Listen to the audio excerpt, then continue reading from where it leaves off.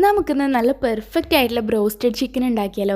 അതും നമ്മളിത് ഉണ്ടാക്കാൻ പോകുന്നത് കുക്കറിലാണ് കേട്ടോ. അപ്പോൾ പെട്ടെന്നാവും, എന്നാൽ പുറമെ നല്ല ക്രിസ്പി ആയിട്ട് ഉള്ളിൽ നല്ല സോഫ്റ്റ് ആയിട്ടുള്ള ബ്രോസ്റ്റഡ് ചിക്കൻ ആയിരിക്കും. ഏകദേശം നമ്മൾ പുറത്തുനിന്ന് വാങ്ങുന്നതൊക്കെ അതേ ഒരു ടേസ്റ്റ് തന്നെയായിരിക്കും.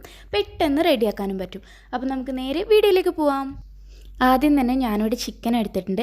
ഇതൊരു ചിക്കൻ കംപ്ലീറ്റ് ഉണ്ട് കേട്ടോ. അപ്പോൾ തൊലിയോട് കൂടി എടുക്കുന്നതാണ് ടേസ്റ്റ്. അപ്പോൾ ഞാൻ കട്ട് ചെയ്തപ്പോൾ കുറച്ച് പീസ് തൊലി പോയിട്ടുണ്ട്.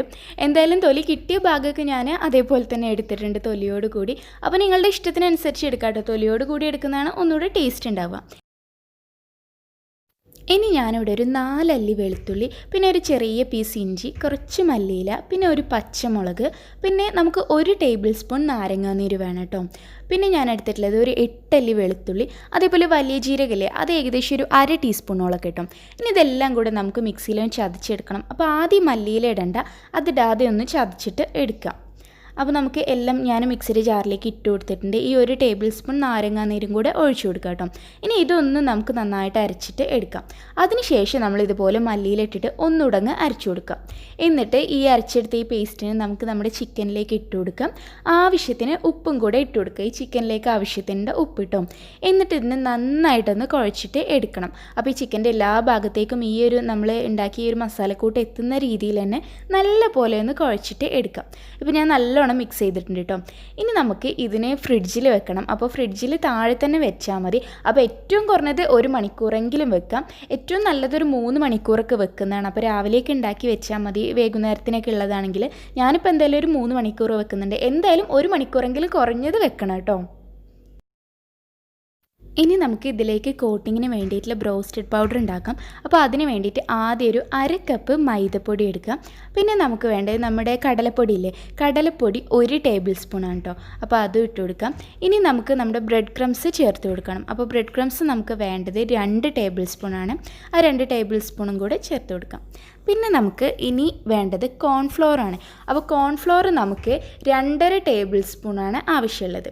ഞാനിപ്പോൾ 2.5 ടേബിൾ സ്പൂൺ കോൺഫ്ലോറും കൂടെ ചേർത്ത് കൊടുത്തിട്ടുണ്ട് കേട്ടോ. ഇനി നമുക്ക് ഒരു 1/2 ടീസ്പൂൺ കുരുമുളക് പൊടിയും, അതേപോലെ തന്നെ 1/2 ടീസ്പൂൺ നമ്മുടെ കാശ്മീരി റെഡ് ചില്ലി ഇല്ലേ, അതും, പിന്നെ ആവശ്യത്തിനുള്ള ഉപ്പും കൂടെ ചേർത്ത് കൊടുക്കാം. എന്നിട്ട് ഇതെല്ലാം കൂടെ ആദ്യം നന്നായിട്ടൊന്ന് മിക്സ് ചെയ്തിട്ട് എടുക്കാം കേട്ടോ. അപ്പോൾ ഇതിന് പകരമായിട്ട് നമ്മുടെ കയ്യിൽ കടയിൽ നിന്ന് വാങ്ങിക്കുന്ന ബ്രോസ്റ്റഡ് പൗഡർ ഇല്ലേ, അതുണ്ടെങ്കിൽ അത് യൂസ് ചെയ്താൽ മതി. ഇങ്ങനെ ഉണ്ടാക്കേണ്ട ആവശ്യമില്ല. അതില്ലാത്തവർക്ക് വേണ്ടിയിട്ടാണ് ഞാൻ ഇങ്ങനെ ഒരു കാര്യം പറയണത് കേട്ടോ. അപ്പോൾ കടയിൽ നിന്ന് വാങ്ങുന്ന ബ്രോസ്റ്റഡ് പൗഡർ ഉണ്ടെങ്കിൽ അത് തന്നെ എടുത്താൽ മതി. ഇനി നമുക്കിതിലേക്ക് കുറച്ച് ബേക്കിംഗ് പൗഡർ ചേർത്ത് കൊടുക്കണം. ആ ബേക്കിംഗ് പൗഡർ വളരെ കുറച്ച് മതി. ഒരു 1/4 ടീസ്പൂണൊക്കെ മതി കേട്ടോ. ഒരുപാട് ഇടരുത്. അതും കൂടി ഇട്ടിട്ട് നമുക്ക് വീണ്ടും നന്നായിട്ടൊന്ന് മിക്സ് ചെയ്തെടുക്കുക.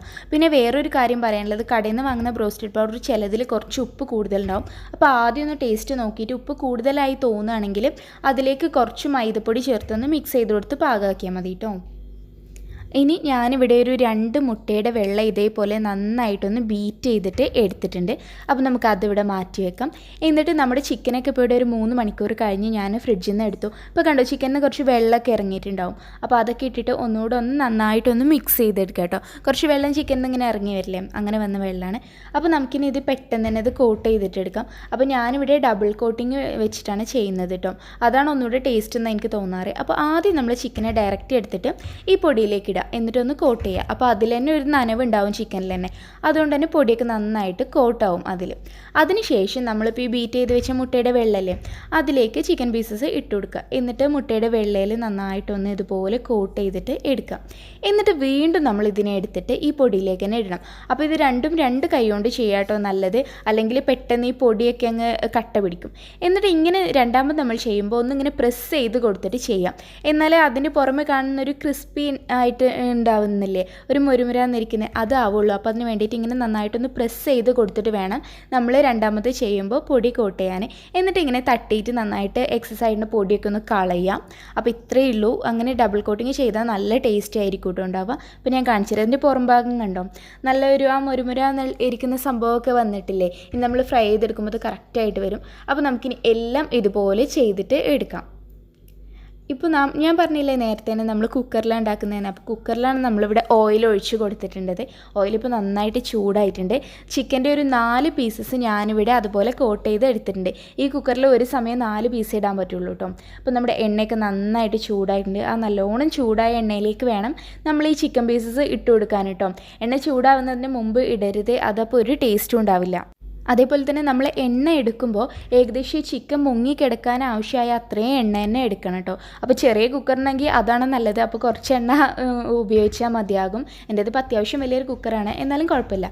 ഇപ്പോൾ ഞാൻ 4 പീസ് ഇട്ട് കൊടുത്തു കേട്ടോ. ഇനി നമുക്ക് ഈ കുക്കർ ഒന്ന് ക്ലോസ് ചെയ്യാം. ക്ലോസ് ചെയ്യുമ്പോൾ അതിൻ്റെ വിസിൽ വെക്കരുത് കേട്ടോ. വിസിൽ വെക്കാതെ വേണം നമ്മൾ ക്ലോസ് ചെയ്യാൻ. അപ്പോൾ ഇങ്ങനെ ക്ലോസ് ചെയ്ത് വെച്ചിട്ട് നമ്മളൊരു 7 മിനിറ്റ് വെക്കുക ക്ലോസ് ചെയ്തിട്ട്. ഇപ്പോൾ 7 മിനിറ്റ് കഴിഞ്ഞു കേട്ടോ. അപ്പോൾ 7 മിനിറ്റ് കഴിഞ്ഞിട്ട് നമുക്കൊന്ന് ഓപ്പൺ ചെയ്യാം. അപ്പോൾ സിമ്മിലിട്ടാൽ മതി കേട്ടോ, ഫ്ലെയിം ഒരുപാട് കൂട്ടി വെക്കണ്ട. ഇപ്പോൾ ഇതിൻ്റെ ഒരു ഭാഗമൊക്കെ നല്ലോണം ഗോൾഡൻ ബ്രൗൺ കളറായിട്ടുണ്ട്. അപ്പോൾ നമുക്കിതിനെ ജസ്റ്റ് ഒന്ന് തിരിച്ചിട്ട് കൊടുക്കാം. 7 മിനിറ്റ് കഴിഞ്ഞൊന്ന് ഓപ്പൺ ചെയ്തിട്ട് ഇതിനെല്ലാം ഒന്ന് തിരിച്ചിട്ടിട്ട് കൊടുക്കാം. എന്നിട്ട് വീണ്ടും നമ്മൾ അടച്ച് വെക്കണം കുക്കർ. അപ്പോൾ ഇങ്ങനെ ആകുമ്പോൾ എന്താണെന്ന് വെച്ചാൽ ഇതിൻ്റെ പുറം ഭാഗം നല്ല ക്രിസ്പി ആവും, എന്നാൽ ഉള്ളിൽ ഇതിൻ്റെ ഒരു പ്രഷർ കൊണ്ട് നല്ല സോഫ്റ്റും ആയിരിക്കും. തിരിച്ചിട്ട് ശേഷം നമ്മൾ വീണ്ടും അടച്ച് വെക്കുക. എന്നിട്ട് നമുക്കൊരു 6 മിനിറ്റും കൂടെ ഒന്ന് അടച്ചിട്ട് കുക്ക് ചെയ്യാം. ഇപ്പോൾ വീണ്ടും 6 മിനിറ്റ് കഴിഞ്ഞിട്ടുണ്ട്. നമുക്ക് ഓപ്പൺ ചെയ്യാം. നമ്മുടെ ബ്രോസ്റ്റഡ് ചിക്കൻ ഇവിടെ റെഡി ആയിട്ടുണ്ട്. നല്ലൊരു സ്മെല്ലൊക്കെ വരുന്നുണ്ട് കേട്ടോ. ഇപ്പോൾ കണ്ടോ, പുറമേ നല്ലൊരു ഗോൾഡൻ ബ്രൗൺ കളറായിട്ടുള്ള നല്ല ക്രിസ്പി ആയിട്ടുണ്ട്, എന്നാൽ ഉള്ളിൽ നല്ല സോഫ്റ്റ് ആയിട്ട് തന്നെ ആയിരിക്കും, നന്നായിട്ട് കുക്കായിട്ടും ഉണ്ടാകും. അതല്ലാതെ നമ്മൾ ചട്ടിയിലേക്ക് ഫ്രൈ ചെയ്യുകയാണെങ്കിൽ ഉള്ളിലാവാൻ വേണ്ടി നമ്മൾ വെയിറ്റ് ചെയ്യുമ്പോഴേക്കും ഇതിൻ്റെ പുറം ഭാഗം അങ്ങ് കരിഞ്ഞു പോകും. അതാണ് പ്രശ്നം. ഇങ്ങനെ ആകുമ്പോൾ അങ്ങനത്തെ പ്രശ്നമൊന്നുമില്ല. ഇത് കണ്ടപ്പോൾ നല്ല ക്രിസ്പി ആയിട്ട് തന്നെ ഇരിക്കുന്നത്, നല്ല കറക്റ്റ് കളറിലും വന്നിട്ടുണ്ട്. ഓവറായിട്ട് കരിഞ്ഞു പോകുകയൊന്നും ചെയ്തിട്ടില്ല. ഇനി നമ്മളിതിനെ കോരി എടുത്തിട്ട് ഒരു സ്ട്രെയിനറിലേക്ക് ഇടുക കേട്ടോ. അപ്പോൾ നല്ല ക്രിസ്പി ആയിട്ട് തന്നെ ആയിരിക്കും. ഇനി ബാക്കിയുള്ള 4 പീസും കൂടെ ഞാനൊന്ന് ഫ്രൈ ചെയ്തിട്ട് എടുക്കട്ടെ. അപ്പോൾ ഇപ്പോൾ ചിക്കനൊക്കെ നല്ല വില കുറവല്ലേ, അപ്പോൾ എല്ലാവരും ഒന്ന് ഉണ്ടാക്കി നോക്കട്ടെ. എന്തായാലും എല്ലാവർക്കും ഇഷ്ടമാവും, നല്ല ടേസ്റ്റിയാണ്. ഞാനിപ്പോൾ എല്ലാം ഇതുപോലെ കോരിയിട്ട് ഇങ്ങനെ സ്ട്രെയിനറിലേക്ക് ഇട്ടിട്ടുണ്ട്. അപ്പോൾ ഇങ്ങനെ ഇടുകയാണെങ്കിൽ നല്ല ക്രിസ്പി ആയിട്ട് തന്നെ ഇരിക്കും കേട്ടോ. അപ്പോൾ ഇതിൻ്റെ ഉൾഭാഗം എങ്ങനെയുണ്ടെന്ന് ഞാനൊന്ന് കാണിച്ചു തരാം കേട്ടോ. വീഡിയോ എടുക്കാൻ പറ്റിയില്ല, ജസ്റ്റ് ഫോട്ടോ എടുത്തുള്ളൂ. കഴിച്ചപ്പോഴാണ് അതിൻ്റെ ഉൾഭാഗം കാണിക്കണമല്ലോ എന്ന് ഓർമ്മ വന്നത്. അപ്പോൾ ഉൾഭാഗം ഇതാ കണ്ടോ, നല്ല സോഫ്റ്റായിട്ട് നന്നായിട്ട് കുക്കായിട്ടുമുണ്ട്. അപ്പോൾ ഇത്രയേ ഉള്ളൂ, നല്ല സിമ്പിളാണ്. ഞാനതിൻ്റെ കൂടെ കുറച്ച് ഫ്രഞ്ച് ഫ്രൈസും കൂടെ ഫ്രൈ ചെയ്തിട്ട് ടൊമാറ്റോ കെച്ചപ്പ് വെച്ചിട്ടാണ് സെർവ് ചെയ്യുന്നത്. നിങ്ങൾക്ക് ഇഷ്ടമുള്ള രീതിയിൽ സെർവ് ചെയ്യാം. അപ്പോൾ എല്ലാവരും ഉണ്ടാക്കി നോക്കുക, എന്തായാലും ഇഷ്ടമാകും. കുട്ടികൾക്കൊക്കെ നല്ല ഇഷ്ടമാകും. അപ്പോൾ ഇൻഷാ അല്ലാഹ് മറ്റൊരു നല്ല റെസിപ്പിയുമായിട്ട് നമുക്ക് വീണ്ടും കാണാം.